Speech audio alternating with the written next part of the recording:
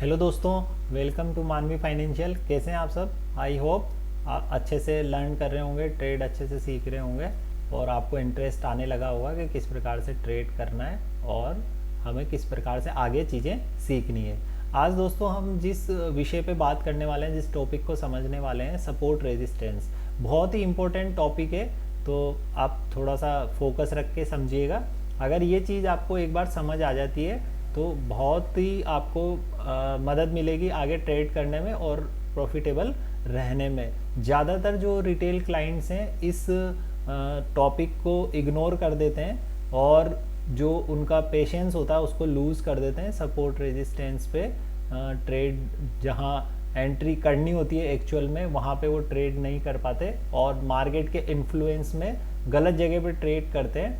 और चूंकि मार्केट को किसी ना किसी सपोर्ट या रेजिस्टेंस से पलटना होता है या उस जगह आके दोबारा से नई जर्नी, नया मूव शुरू करना होता है। तो ये सब चीज़ें हम इस वीडियो में सीखेंगे दोस्तों। तो आइए शुरू करते हैं वीडियो, आप बने रहिए।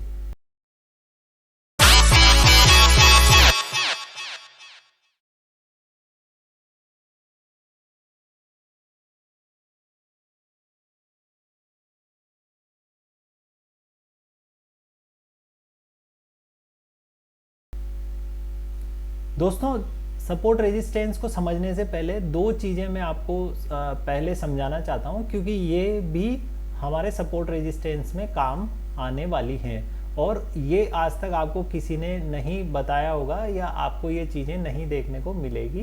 तो आइए हम इसको समझते हैं, देखते हैं। जैसा कि आप देख रहे हैं, मूविंग एवरेज, दूसरा फिबोनाची लेवल। ठीक, समझते हैं। मूविंग एवरेज,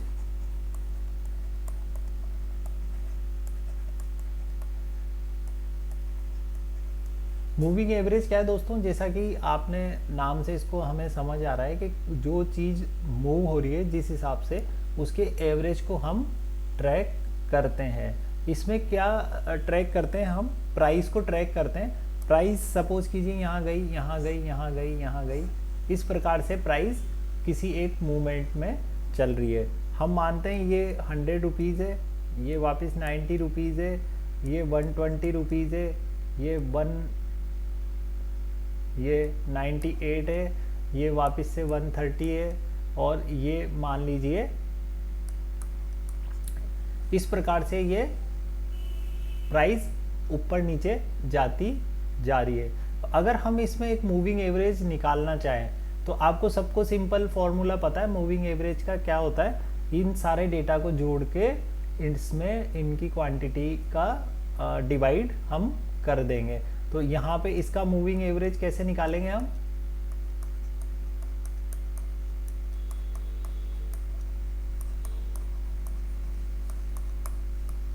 इस प्रकार से हम इसको डिवाइड कर देंगे 6 से। तो ये एक सिंपल, इस जो प्राइस का डेटा है इसका मूविंग एवरेज हमारे सामने यहाँ निकल के आ जाएगा। तो दोस्तों, इसी प्रकार से मैं अभी चार्ट पे आपको लेके चलूँगा और बताऊँगा वो कैसे डिस्प्ले होता है। वैसे तो आप सबने देखा ही होगा मूविंग एवरेज, पर आप सब ये आके देखेंगे तो ये आपको मूविंग एवरेज का सिंपल कंसेप्ट समझ में आएगा। तो दूसरी चीज़ हम देखते हैं, यहाँ पे चलते हैं।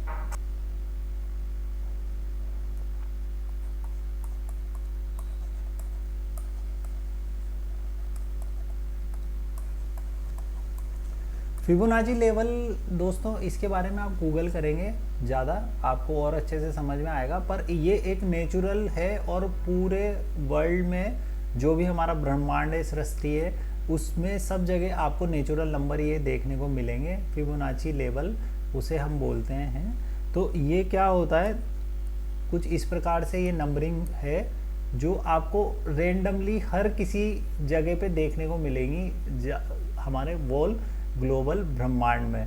तो ये इस प्रकार से वर्क करता है। अब ये जो हम इसको ट्रेडिंग में कैसे यूज करते हैं दोस्तों, इसको हमने रिट्रेसमेंट में हम इसको यूज करते हैं सबसे ज़्यादा। इसके बारे में मैं और डिटेल वीडियो बनाऊंगा। पर आज मैं आपको जो बताना चाह रहा हूँ सपोर्ट रेजिस्टेंस, उसमें हम इसको कैसे किस प्रकार से काम में लेते हैं, वो लेवल निकालने के लिए हम इसको एक मोटा मोटा इस पे इनसाइट डाल रहे हैं। तो अभी आपको ये समझना है कि फिबोनाची लेवल है, इसका मैं एप्लीकेशन बताऊंगा आपको कि चूंकि आज हमारा टॉपिक सपोर्ट रेजिस्टेंस को समझना है, इसलिए हम इसकी डिटेल में ज़्यादा नहीं जा रहे। मैं डिटेल में इस पे वीडियो कभी बनाऊंगा।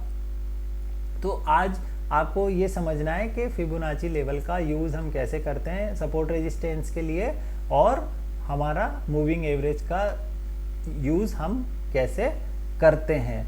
तो आइए चलते हैं हम हमारे वापस से सपोर्ट रेजिस्टेंस के टॉपिक पर। तो सपोर्ट रेजिस्टेंस में दोस्तों क्या क्या चीज़ें सपोर्ट रेजिस्टेंस हो सकती है, जैसा कि मैंने बताया मूविंग एवरेज सपोर्ट रेजिस्टेंस हो सकता है, फिबोनाची लेवल जो होते हैं वो सपोर्ट रेजिस्टेंस की तरह एक्ट कर सकते हैं। तीसरा दोस्तों, कोई जो पुराना ओल्ड प्राइस है वो भी सपोर्ट रेजिस्टेंस की तरह एक्ट कर सकता है। ओल्ड प्राइस का मतलब क्या है, जो ओल्ड प्राइस स्विंग का टॉप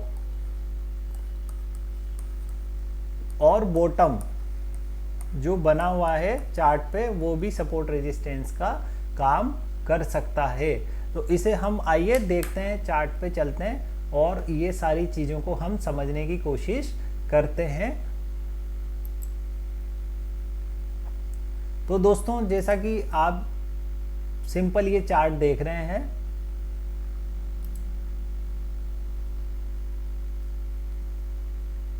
इसमें ये जो ब्लैक लाइन दिख रही है ये मूविंग एवरेज है। ये मैंने एक्सपोनेंशियल 90 का मूविंग एवरेज इसमें लगाया हुआ है। इस सपोर्ट या रेजिस्टेंस, जैसा कि नाम से आपको आइडिया लग रहा है, नाम से पता चल रहा है कि सपोर्ट क्या होता है, रेजिस्टेंस क्या होता है। जो ये जोन है, यहाँ से देखिए प्राइस बार बार पलट के नीचे आया है, बार बार यहाँ एक बार यहाँ पे हिट करा, फिर यहाँ पे हिट करा, फिर यहाँ पे हिट करा, और जब भी यहाँ पे आया ये नीचे आया, फिर दोबारा से हिट करा, फिर नीचे आया, फिर घूम के इस प्राइस पे आया तो फिर नीचे आया। तो ये जो जोन बना हुआ है दोस्तों हमारा, ये एक प्रकार से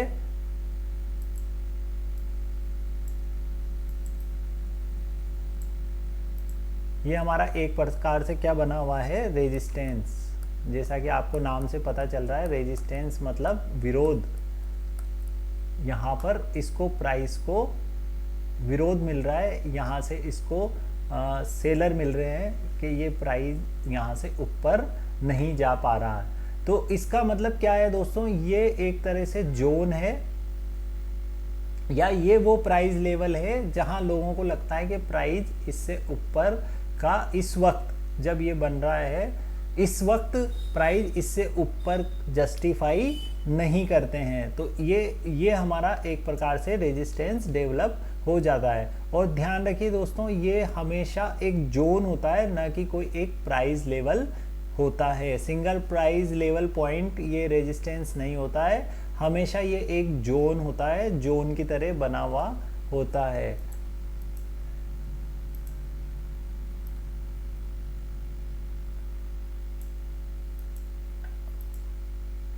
ये हमारा बना हुआ है दोस्तों जोन, एक प्रकार से ये जोन बना हुआ है। ये देखिए आप, यहाँ से प्राइस रिजेक्ट हुआ, फिर इस जगह से प्राइस रिजेक्ट हुआ, फिर इस जगह से प्राइस रिजेक्ट हुआ। तो ये एक तरह से क्या है, हमारे लिए क्या काम कर रहा है, हमारे लिए दोस्तों ये रेजिस्टेंस का काम कर रहा है। और यहाँ पे इसका मतलब ये है कि बेचने वाले लोग ज़्यादा हैं इस सर्टेन प्राइस लेवल पर, और ख़रीदने वाले लोग इस प्राइस पे कम हैं। उन लोगों को ऐसा लगता है, जो बेचने वाले, इससे प्राइस ऊपर नहीं जानी चाहिए, और वो ताकत लगा रहे हैं। अब यहाँ जिसकी ताकत ज़्यादा बड़ी होती है मार्केट में, उसको फॉलो करना होता है बाकी को। तो यहाँ पे जिन लोगों को ऐसा लगता है वो ज़्यादा ताकतवर रहे और उन्होंने प्राइस को नीचे की तरफ धकेल दिया, तो ये हमारा रेजिस्टेंस जोन बन गया। इसी प्रकार से अगर हम देखते हैं, इसमें आईटीसी में हम देख रहे हैं, तो ये एक चार्ट है हमारे सामने, इसमें आप ये देखेंगे कितना बड़ा जोन बना हुआ है सपोर्ट का। ये देखिए अब ये प्राइस जब भी यहाँ आती है तब लोगों को लगता है कि बाय होना चाहिए। ये प्राइस आपकी यहाँ आई, ये प्राइस आपकी इस जगह आई, ये प्राइस आपकी यहाँ दोबारा आई, फिर ऊपर गई, फिर यहाँ आई, इसमें अंदर आके थोड़ा सा रुक के फिर अगेन ऊपर, फिर यहाँ आके फिर अगेन ऊपर। तो ये इस प्रकार से यहाँ पे जो लोग हैं, ये प्राइस जब भी यहाँ आती है लोगों को ऐसा लगता है कि ये प्राइस जस्टिफाई करती है मार्केट की और प्राइस इससे नीचे नहीं जानी चाहिए। तो लोग यहाँ पे जो होते हैं बायर, वो अपनी ताकत लगाते हैं और वो यहाँ से बार बार प्राइस को ऊपर की तरफ धक्का देते हैं, जिससे कि प्राइस मेंटेन हो पाती है। तो ये जो हमारा जोन बन गया, ये हमारा सपोर्ट जोन बन गया। रिटेल ट्रेडर दोस्तों इसमें सपोर्ट रेजिस्टेंस को जब सीख रहे होते हैं, वो गलती क्या करते हैं, एक प्राइस को सपोर्ट या रेजिस्टेंस मानते हैं और उस लिए उनके बार बार स्टॉप लॉस हिट हो जाते हैं। एक्चुअली में जो भी सपोर्ट और जो रेजिस्टेंस जोन होता है वो जोन होता है, कोई सिंगल प्राइस पॉइंट नहीं होता। कि एक इनिशियल हमारे माइंड में आइडिया रखना होता है हमें कि ये हमारा सपोर्ट जोन हो सकता है। तो वो प्राइस जब भी वहाँ पे आती है तो जब वो उस प्रकार से बिहेवियर करती है, हम आगे सीखेंगे प्राइस एक्शन। तो उस जोन में जब भी प्राइस इस प्रकार का बिहेवियर करेगी तो हम वहाँ पर एक्शन करने की उस हिसाब से अकॉर्डिंगली कोशिश करते हैं। सपोर्ट है तो हम बाय करने की कोशिश करेंगे, रेजिस्टेंस जोन है तो हम एग्जिट करने की कोशिश करेंगे अगर हमने ट्रेड बाय की हुई है, या फिर हम शॉर्ट करना चाहते हैं तो शॉर्ट करने की कोशिश करेंगे। पर रिटेल क्लाइंट क्या होता है दोस्तों, ये मार्केट बीच में चलता है, फिर उसके बाद ये मूवमेंट आता है, कहीं ना कहीं से वो पलट जाता है, तो ये इस प्रकार से बीच में ट्रैप हो जाता है। हमारा उद्देश्य, हमारा ऑब्जेक्ट क्या है कि आदमी जो भी ट्रेडर हैं, जो भी स्टूडेंट्स हैं या जो भी हमसे सीख रहे हैं, वो इस प्रकार से सीखें कि उनको बीच में ट्रैप नहीं होना है और वो जो शुरुआती कैपिटल है उसको लूज़ नहीं करना है। इसलिए ये पॉइंट मैं पहले इतनी जल्दी आपको समझा रहा हूँ। ये किसी भी पेड कोर्स में आपको इस तरह से डिटेल में नहीं समझाने वाला है जो मैं आपको बता रहा हूँ। तो दोस्तों बहुत ध्यान से आप इस बात को दिमाग में उतारिएगा और समझिएगा कि एक्चुअल में मैं क्या बताने की कोशिश कर रहा हूँ। दोस्तों जो भी प्राइस लेवल है उसे आप एक जोन की तरह ट्रीट करेंगे। वो एक एरिया हो सकता है, सर्टेन एरिया हो सकता है, कभी वो बड़ा हो जाता है, कभी छोटा हो सकता है। यहाँ जैसे कि ये प्राइस अगर हम इसको इसमें भी नैरो डाउन कर देंगे तब भी वो बना हुआ है, एक मोटा मोटा हमें विजुअली दिखता है कि यार ये जब भी 200 के आसपास आता है मार्केट, देखिए ये 201 से 200 199 तक इस जोन में जब भी आता है यहाँ से पलट के ऊपर चला जाता है। तो हमें इस प्रकार से इनकी रेस्पेक्ट भी करनी होती है और उसको फॉलो भी करना उसी प्रकार से होता है। जब भी प्राइस बहुत आगे निकल जाती है या सपोर्ट रेजिस्टेंस के पास आने की कोशिश करती है तो हमें उस हिसाब से ट्रेड हमारी चूज़ करनी चाहिए। तो दोस्तों आपने देखा ये सपोर्ट है और मैंने आपको बताया रेजिस्टेंस का लेवल, ये एक रेजिस्टेंस का लेवल है, ये वाला जो हमने सीखा। ये यहाँ पे बार बार प्राइस नीचे आती है, फिर नीचे आती है, फिर ये देखिए एक नया लो लगाया, फिर ऊपर आया, फिर वापस से यहाँ से इसको पुल बैक कर दिया और फिर लास्ट में ये प्राइस हालांकि ऊपर चला गया। तो ये भी एक प्रकार से जोन है जो रेजिस्टेंस का हमारा जोन रहा है। तो इस प्रकार से सपोर्ट रेजिस्टेंस के लिए डिमांड सप्लाई भी जोन हो सकता है। यहाँ पे सप्लाई ज़्यादा रही इन पॉइंट पे, प्राइस पॉइंट पे डिमांड वीक रही तो बार बार यहाँ से नीचे आया स्टॉक। और जो हम ये वाला स्टॉक देख रहे हैं ITC, इसमें जो ये लेवल है यहाँ पे डिमांड ज़्यादा रही, सप्लाई कम रही, तो ये स्टॉक यहाँ से बार बार ऊपर आ रहा है। देखिए यहाँ पे वापस से डिमांड तेज़ हो गई तो फिर ऊपर, फिर यहाँ पर आया, फिर डिमांड बनी, फिर ऊपर, फिर यहाँ आया, फिर डिमांड, फिर ऊपर, फिर डिमांड, फिर ऊपर। जब जब डिमांड बढ़ेगी तो स्टॉक ऊपर जाएगा, जब जब सप्लाई बनेगी तो स्टॉक नीचे आएगा। जैसा कि हम यहाँ देख रहे हैं, यहाँ सप्लाई तेज़ हो गई तो नीचे आ गया स्टॉक, फिर सप्लाई तेज़ हो गई नीचे आया, फिर सप्लाई तेज़ हुई फिर नीचे आया, फिर सप्लाई तेज़ हुई फिर स्टॉक नीचे आया। फाइनली एक सर्टेन लेवल के बाद उसको जिधर जाना था उधर लेवल गया। आइए हम देखते हैं अब मूविंग एवरेज किस प्रकार से सपोर्ट रेजिस्टेंस हमारा बन सकता है। तो यहाँ पे हमें सिंपली हम एक मूविंग एवरेज लगाते हैं। इसको डेटा को यहाँ से हम मॉडिफाई कर देते हैं। हमने दोस्तों एक्सपोनेंशियल मूविंग एवरेज यहाँ पे चूज किया है।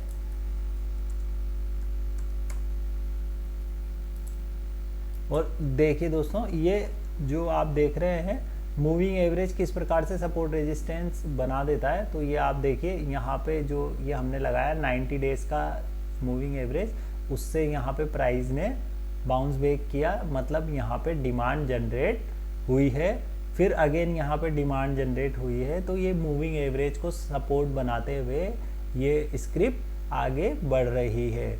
तो दोस्तों ये मूविंग एवरेज किसी स्टॉक में अलग हो सकता है, निफ्टी में अलग हो सकता है, बैंक निफ्टी में अलग हो सकता है, बट हर स्टॉक किसी ना किसी सपोर्ट या रेजिस्टेंस के हिसाब से काम कर रहा होता है। हमें एक्चुअली में वही फाइंड आउट करना होता है कि वो स्टॉक पर्टिकुलर किस सपोर्ट या रेजिस्टेंस को फॉलो कर रहा है। तो यहाँ पे हमने देखा जैसा कि ये 90 डे के EMA को एक्सपोनेंशियल मूविंग एवरेज को सपोर्ट बना के बिहेव कर रहा है।